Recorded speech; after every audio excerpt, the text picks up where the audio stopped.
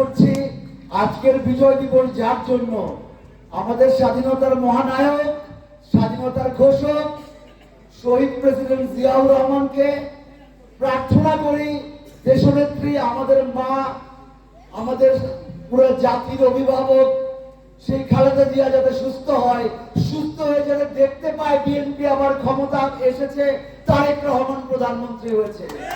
এই জন্য আমরা কায়মনের বাক্যে আমার মার জন্য দোয়া চাই। আরো দোয়া চাই আমাদের সহযোদ্ধা, জুলাই আন্দোলনের অন্যতম বড় কান্ডারি ওসমান হাদির জন্য। আমি শুধু আল্লাহর কাছে হাত জোর করে প্রার্থনা করি ও যাতে আবার একটু কথা বলতে পারে।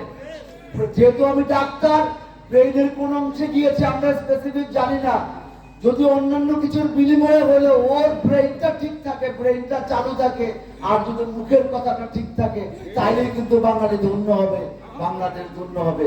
আমি ওসমান হাদির জন্য দোয়া প্রার্থনা করছি।